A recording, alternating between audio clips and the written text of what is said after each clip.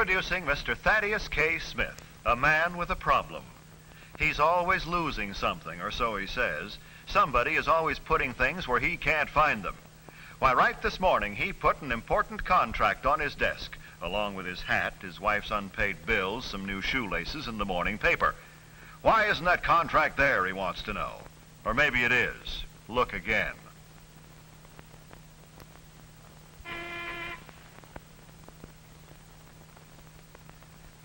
Now, young lady, where is that contract? On the desk? Impossible. See, it's not there. Maybe you filed it in the wastebasket. This is outrageous. If that contract isn't in the mail before o'clock, this concern will lose the biggest order it ever had. Well, that's better. Must have gotten mixed up. Yes, something certainly is mixed up, and it's Thaddeus Smith. If you don't believe it, look at this homey little place. You don't need 3 guesses to tell you that this is where the family of Thaddeus K. Smith lives.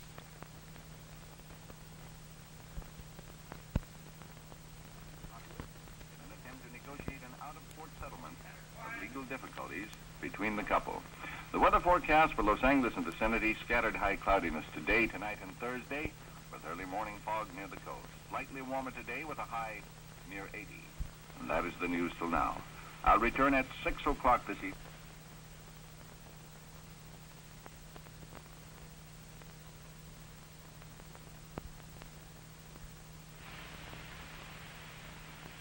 You'd better hurry up, Marjorie. You'll be late for school. All right, Mother, in a minute.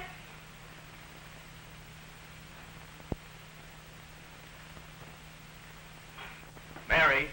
Mary! Where on earth is my gray suit? Your gray suit? Isn't it at the cleaner's? I thought you took it there yourself. Certainly I took it there myself, but that was last week. You mean to tell me no one's gone to get it for me? Oh, well, I'll wear my brown one. Mother, have you seen my sweater? It's right there on that chair. Where? Well, right here. Will you hand it to me? Oh, for heaven's sakes, take it. Thank you. Hey, Mom, I can't find my hair oil. Have you seen it? What did you say? Hair oil. I can't find it. It was on the top of your bureau yesterday. Isn't it there now? No, and I wish people had stopped. Oh, never mind. I found it.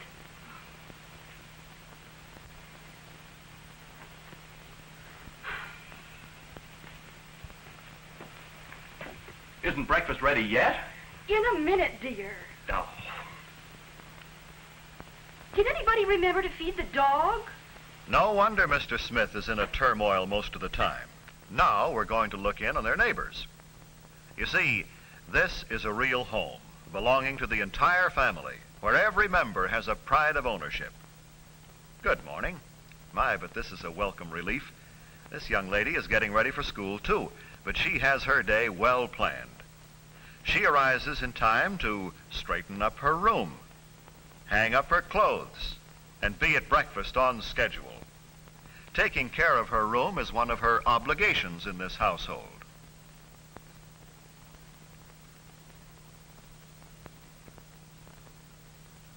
Junior has already completed his household chores for the morning, so he can spend some time on his hobby. Notice how his equipment is carefully kept. He won't be searching for a lost spool or hook. There are strict orders in this house for no one to touch this desk, and those orders are respected by all.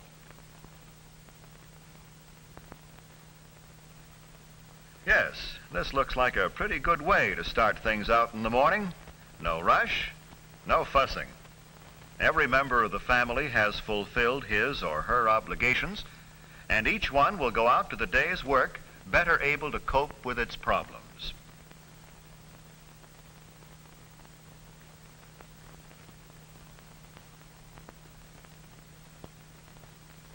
This is a good time to remind you that you owe another obligation, to your health. A good breakfast is the proper foundation for the activities of a busy day.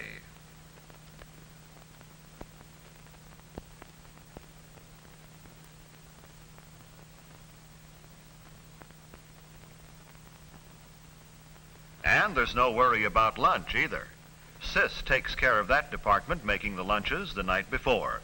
It gives her a chance to practice some of the ideas she gets in her homemaking classes. Yes, They're on their way with a good breakfast and, what's more important, a good disposition.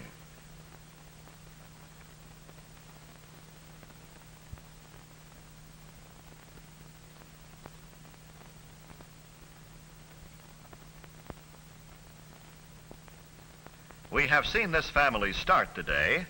Now let's see what happens after school. Only 4 o'clock, and he's doing tonight's homework.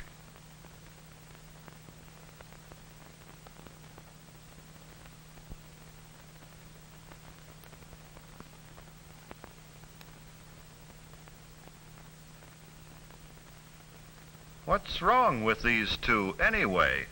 Do they have to study all afternoon and evening? No, they just want to hear a special broadcast tonight. So they're hard at work, each in his or her room. No outside interference and no radio now. This boy and girl both consider their schoolwork one of their most important obligations to themselves and their family.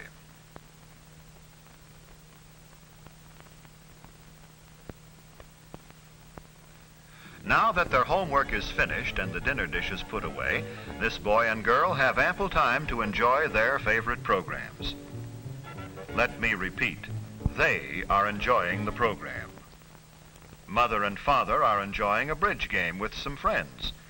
One of the principal rules in this house is that a radio or phonograph is heard only in the room in which it is played, so that only those who wish to listen may do so.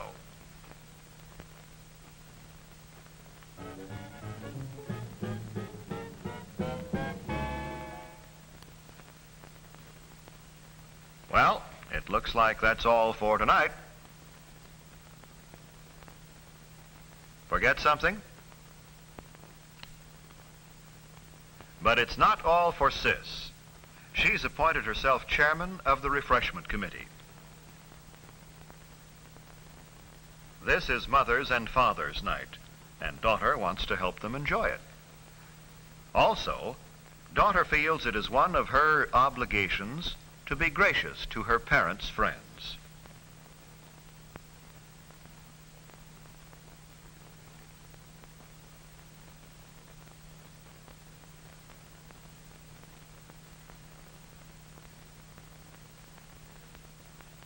She's glad to help Mother entertain because Mother never fails to help her play hostess to her friends.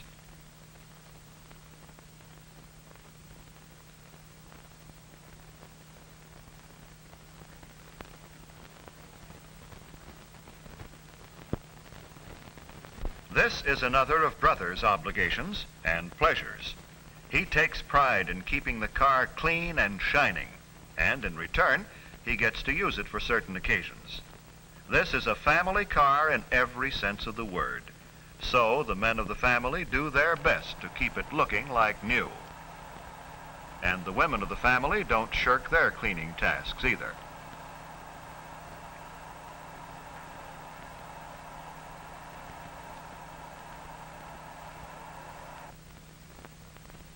Yes, this is a busy day for all concerned. Brother shows his ability as a gardener. Here's another gardener.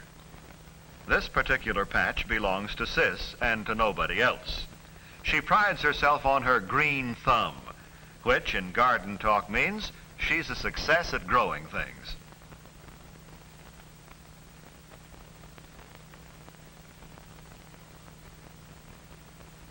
It looks like everything is ready for the weekend. Since these young people have shared in the work and responsibilities of the house, they can also share in the pleasures of entertaining their friends. Say, that's a shame. And she's late for a tennis date, too. How about it, brother? Will you lend her your racket? You will? That's the kind of a brother to have. Sharing personal belongings in this family is a common practice because every member feels an obligation as a borrower to the lender. Yes, Sis takes care of things loaned to her, She knows that Brother would have to pay for a restringing job out of his allowance, and she's going to save him every dime she can.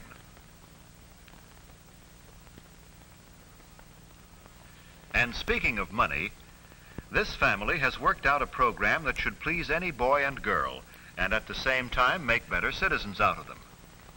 The share of family money given to each one for personal use is divided into 3 parts. Some to save for saving's sake, and there is a steady record of deposits. Some to save for something they want, a new sweater for her wardrobe, perhaps.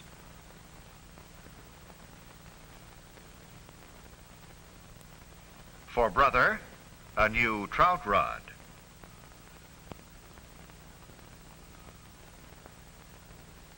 Then there is some left to spend for amusement, the usual sodas and cokes and picture shows.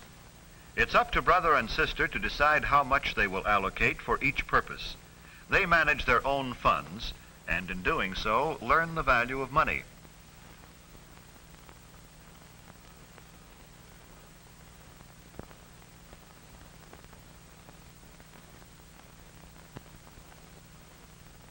In this family, the members have learned to live with each other by understanding their obligations and fulfilling them.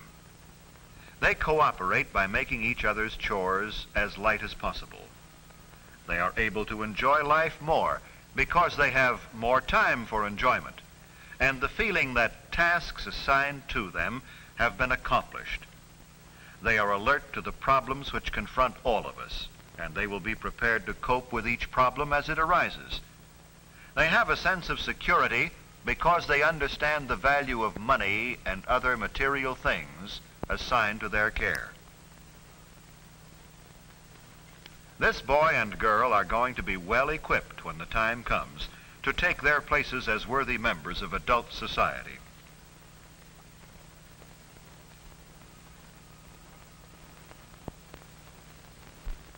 How about going back over what we've seen? Our goal is, obviously, to avoid becoming another case like Mr. Smith, a man whose present sad condition could have been avoided if he had learned when young how to organize his life, how to handle his obligations.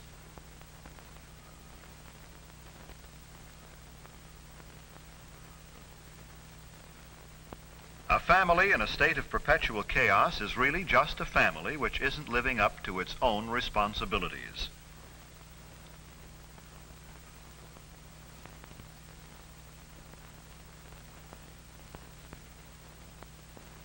What you can do to avoid turning out to be like the Smiths is not so hard.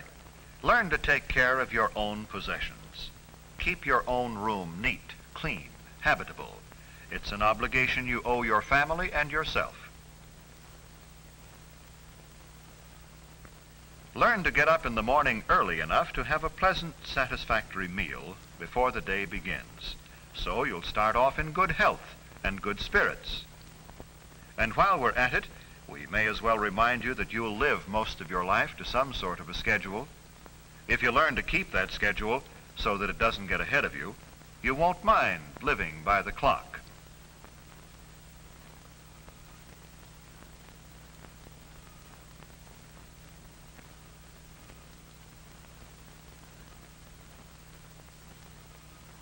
One of your chief obligations is to pay close attention to your studies during school years. Presumably your parents send you to school to get everything possible out of the experience, not merely to comply with the law. It's your obligation to make the most of school now. It will reward you well when you're earning your own living. The problem of allocating radio and television time can get to be a sore point with any family. To avoid trouble, do your chores and homework first. Then take time off for your favorite programs. And when you're listening, remember, keep it to yourself. Don't let it bother others.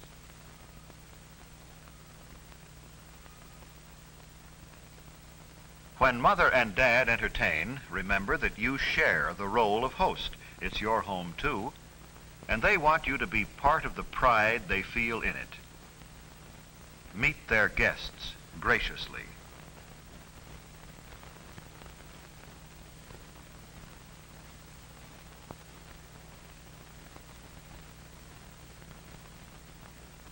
Speaking of pride in your home, don't wait to be reminded that the yard needs cleaning up. After all, if you're going to entertain, you'll want your home to look its best. Your friends won't mind if your home is modest, but they will if it's unkempt. That's a condition you can change. Anytime you must, in emergency, borrow the possessions of some other member of the family, make sure you take good care of them and return them on time.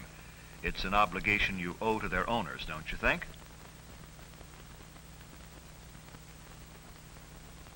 One of your principal obligations is to systematize your saving so that when you see something you really need or very much want, you won't have to beg Dad for it or borrow on next week's allowance.